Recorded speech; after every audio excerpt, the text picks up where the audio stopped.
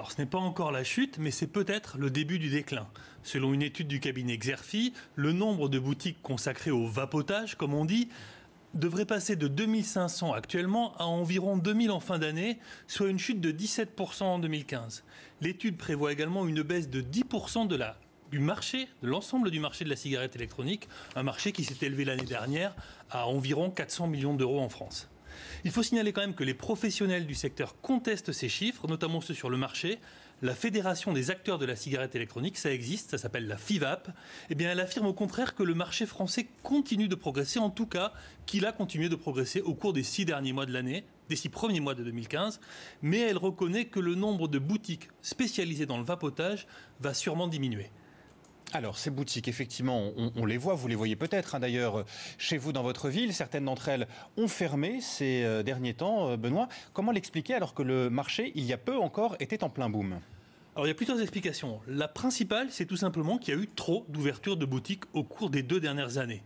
C'était nécessaire pour faire connaître le produit et puis surtout ça a été vu comme un bon filon par certains entrepreneurs. Le problème, c'est que maintenant il y a trop de boutiques et même les professionnels avouent que l'offre dépasse sans doute la demande. La deuxième raison, elle tient au modèle économique de la cigarette électronique. Parce que ce qui coûte le plus cher et ce qui rapporte le plus d'argent, c'est l'appareil proprement dit, et pas les recharges que vous achetez ensuite. Sauf que l'appareil, une fois qu'on l'a acheté, on n'a pas besoin de se rééquiper. Désormais, la grande majorité des 3,5 millions d'utilisateurs français se contentent de racheter des recharges, c'est-à-dire le liquide, et ça rapporte moins.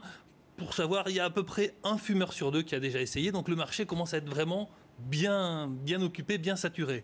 Et enfin, la troisième raison, c'est la concurrence des acteurs de la cigarette classique. Alors d'abord, les bureaux de tabac, qui au départ étaient assez réticents, se sont mis à vendre eux aussi des cigarettes électroniques, c'est assez logique.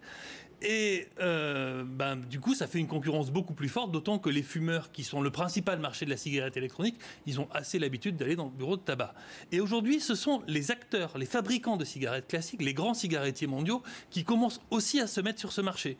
C'est le géant mondial Imperial Tobacco, par exemple, commence à proposer ses propres produits dans les bureaux de tabac, évidemment. Et forcément, tout cela, ça fait du tort aux petites boutiques indépendantes.